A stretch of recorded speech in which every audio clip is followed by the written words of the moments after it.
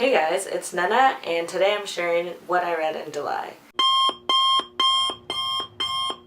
I decided to start calling this what I read in July because that's what I call it on my blog, so why not have it match? Why not?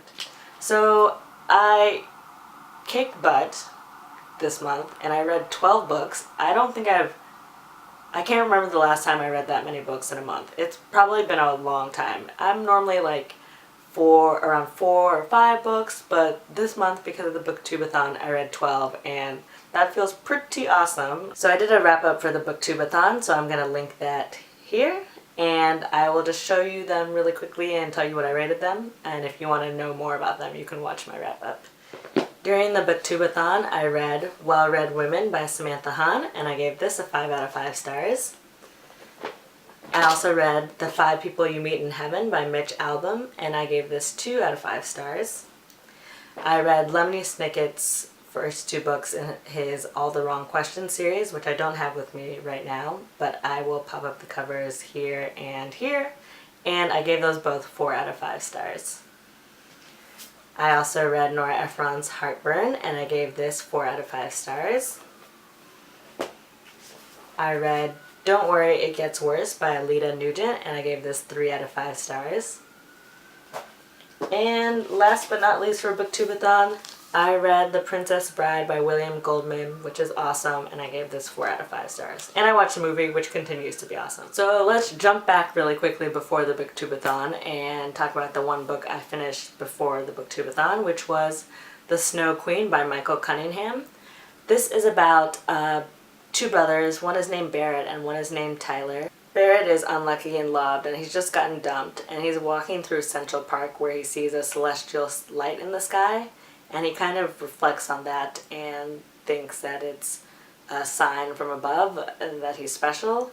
Meanwhile, his brother Tyler is a drug addict, and his wife, or his fiancée Beth, is dying from cancer, and Tyler is just focusing on enjoying his time with her, and they're going to get married, so he's working on this song. And this sort of just follows their lives for a brief period of time, and I liked this. I thought it was interesting. There's not a lot of plot, which I always struggle a bit when there's not really much happening, but the writing is really lovely. And I'm glad I read this book because I know that he won the Pulitzer for The Hours, so I've been meaning to check out his work. I marked a lot of passages that I really liked, and he just has a really interesting way of describing things. I mean, at one point he's describing Tyler doing coke, and he just makes it sound so enticing that I'm like, this is a really bad thing, but the way he's describing it, that rush, that feeling, like, that sounds awesome. I can see why someone would do coke. Anyway, don't do drugs. That's not what this is about. But I just wanted to say that his descriptions are really sort of, I guess they can be really titillating. I think I started this book before the Booktube-a-Thon, but then finished it after the Booktube-a-Thon. And that is Light of the Diddicoy by Eamon. I probably mispronounced it, but I think I looked this up and that's how it was supposed to be pronounced, maybe? I don't know. I'm not sure. So this was picked by my book club, and my book club is just a group of my friends here in New York, and we meet semi-regularly. So we started this last year, and we've each been taking turns picking a book, and now we're on the last pick in round 1. So a friend of mine picked this for our group to read last month, and I thought it was okay. It's about a boy who moves from Ireland to Brooklyn. He leaves his whole family behind and moves to Brooklyn in the hopes of sort of making a better life, and then eventually having his family come over and join him at a later point.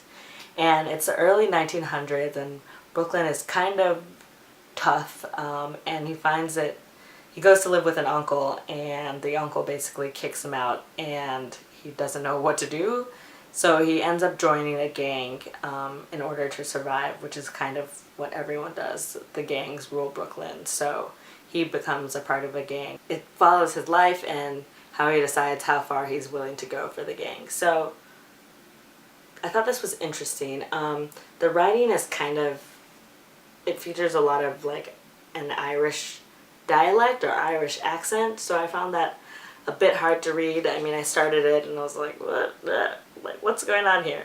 But I got a little bit more used to it throughout the course of the book. And the characters I thought were okay. I had a little bit of trouble connecting with them. There were so many side characters and so many names being thrown about, but I didn't feel like I got to know that many characters very well, except for maybe the main character and the man who takes him in, the man who's the head of the gang. So I had a little trouble there, but there were some really sort of poetic, well-written passages that I enjoyed, but overall I wouldn't have picked this book, and I gave it a 2 out of 5 stars. And it was so interesting to me, when I put this on my currently reading shelf on Goodreads, I got so many people that I didn't know commenting and saying, "Oh, you're reading this book? I'm so excited. I love this book." And I was like, wow, I've never heard of this book or this author before. Like, that's so cool that they found me. And I had a good little comment back and forth after I posted my rating about 2 out of 5 on why I didn't love it that much. And yeah, I thought that was really interesting. That I think there are like 15 ratings on Goodreads, so I guess it was really easy to see who else is reading this book. Post Booktubeathon, I read a book that I was really, really, really excited about, and that was Landline by Rowell. On release date, I was like, why hasn't my book arrived yet? Where is it? Oh my god, I need this book. And then I decided to postpone it until after the Booktubeathon because I didn't want to rush through it, and I just wanted to like not be on a deadline to read it. So this is about a woman named Georgie McCool, who is a television writer. It's right before the Christmas holidays, and Georgie has possibly just gotten her big break, which is she has a television network that's interested in her pilot. So she's talking to her writing partner, and she'd planned to go to Omaha with her husband and her 2 kids for the Christmas holidays, but decides that she's going to stay in LA and work on the scripts for her show with her writing partner, Seth. So her family goes off to Omaha for Christmas, and she stays home. And it follows this week in her life.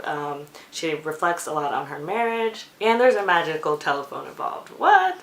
But I really like this. I love Rowell. She just has a way of drawing you in, like, immediately. I knew as soon as I started this, I was like, yep, I'm already loving it. Like, this is so great. I just love her writing style. I just love the way she describes things and makes you feel what the characters are feeling. And I thought this was really good. This cover is so gorgeous. I mean, just look at the cover, look at the spine. I love whoever does for cover designs. Like, bravo. Love this book. And finally, in July, I almost said August. It's August right now, but this is what I read in July. I read Friendship by Emily Gould, and I really like this. I was hearing a lot of hype and buzz about it, and then I read an interesting review on, I want to say it was NPR, and I was like, this book sounds really good. I'm gonna pick it up. So I snagged it from work. I work for a publishing company, so I get some of my books for free, including this one. And I read it in a couple days, and I thought it was great. It's the story of 2 best friends living in New York City, Amy and Bev, and they're late 20-somethings, and they're kind of struggling. Bev is temping. She doesn't have a full-time job, and she's really struggling to make ends meet. And Amy was involved in an internet scandal and had to leave her job and is now working at a job she hates.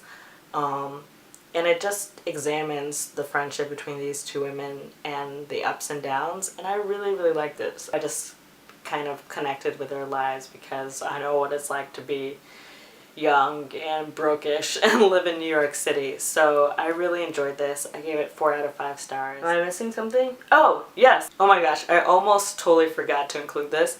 Harry Potter Book 4. I also read that in July. I will pop up the cover. I love this book. When I mentioned that I was reading the entire series from start to finish for the first time, a lot of people told me they hadn't read it also, which I was like, yay, I'm not the only one. So I won't go too much into plot, but at the end of the book, like the last 100 pages or so were were intense. I was like, what is happening? Like, what's going on? And then when I finished, I was crying a little bit. I texted my friend, like, did that just happen? Like, what's going on? Like, someone get back to me. And I was going crazy because I was like, I can't believe it. So I really like books 1 through 3. I think they're great. But book 4 is like, yeah, it just got real. Stuff is happening. Like, that was childhood. This is adulthood. Things are going on. So I kind of paused Harry Potter during the Booktubeathon and after, but I think I'm going to finish my current read, which is The Virgin Suicides by Jeffrey Eugenides. Good stuff. Very good stuff so far. And then I think I'm going to pick up with Harry Potter Book 5 because it's been on pause for a while and I want to get back into it.